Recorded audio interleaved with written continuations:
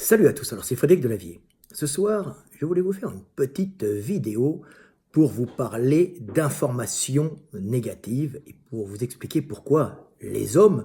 se complaisent dans l'information négative, dans l'écoute de l'information négative, mais aussi prennent un plaisir à diffuser de l'information négative et pas qu'un plaisir, ils prennent aussi avec cette information négative de l'attention auprès des hommes qui aiment ça, hein, et peuvent ensuite leur vendre tout et n'importe quoi, que ce soit au niveau politique qu'au niveau commercial. Pour cela, je vais vous lire un petit texte issu de L'éveil des consciences, petit texte, comme je l'ai dit toujours, qui, je l'espère, vous permettra de comprendre qui nous sommes et pourquoi nous sommes ainsi. Ce petit texte s'appelle « Saturation d'informations négatives ». Les hommes sont programmés pour s'intéresser en priorité aux mauvaises nouvelles, aux drames et aux informations négatives. Bien que les bonnes nouvelles nous procurent un réel plaisir, nous retenons bien mieux les informations terrifiantes et toutes les informations négatives. Et nous poussons même le vice jusqu'à les rechercher. Cette attirance prioritaire pour l'information négative par rapport à l'information positive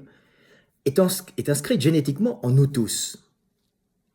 Bien que la mémorisation des événements positifs soit important pour notre survie, en nous permettant d'intégrer dans notre mémoire des situations facilitant la quête et la conservation énergétique, ou des situations facilitant l'accès à la reproduction, il est encore plus fondamental pour l'individu de mémoriser des situations dangereuses pouvant le tuer, le blesser, et limiter ou empêcher son accès à l'énergie,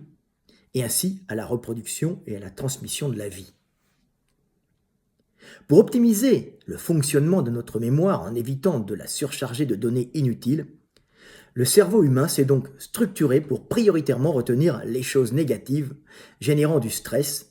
afin d'éviter les situations dangereuses ou pour y réagir plus rapidement et augmenter par là nos chances de survivre et de transmettre la vie. Cette priorité dans notre attirance et notre mémorisation des informations négatives est souvent plus ou moins inconsciemment utilisée par les écrivains, les journalistes, les scénaristes, les youtubeurs, les marchands ou les politiques afin d'attirer l'attention du public en générant chez lui une attention et un intérêt basés sur nos peurs et notre angoisse obsessionnelle et animale du danger afin de lui vendre une multitude de choses ou de faire passer dans la population des idées les plus diverses aux finalités les plus variées. Cette propension humaine ancestrale à être prioritairement attirée par des propos censés alerter du danger ou portant sur des choses négatives est utilisée en permanence par les politiques, les journalistes et les youtubeurs pour générer de l'attention dans les médias et des vues sur les réseaux sociaux,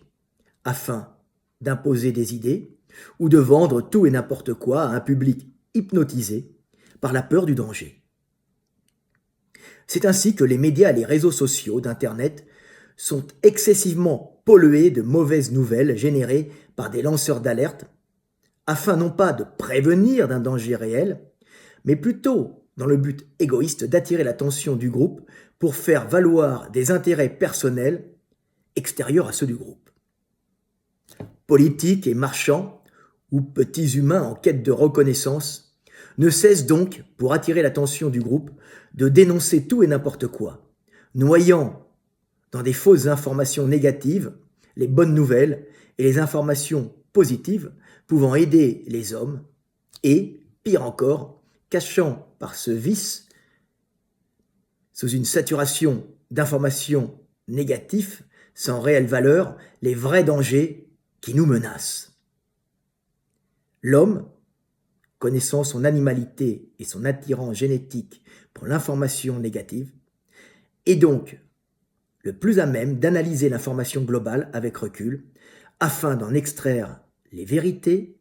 noyées dans les mensonges. Voilà, petite vidéo pour vous expliquer pourquoi Internet, la télé, les médias sont devenus et ont toujours été un cloaque immonde rempli d'informations négatives, hein, qui attirent en fin de compte les humains. Et tout cela est fait pour leur vendre de l'information, mais aussi pour leur faire passer tout et n'importe quoi, que ce soit des lois positives ou négatives, ou pour leur vendre des choses utiles ou des choses qui ne servent à rien. On peut voir qu'on peut utiliser même une épidémie et terrifier les gens, hein, comme je l'ai dit dans le texte, pour des fois même attirer l'attention vers justement le négatif, la peur de la mort, pour cacher des fois d'autres problèmes plus graves qu'on aurait peut-être bien du mal à résoudre, et sûrement bien plus de mal à résoudre qu'une épidémie. Voilà, c'était Fred Delavier, je vous aime, et paix sur terre.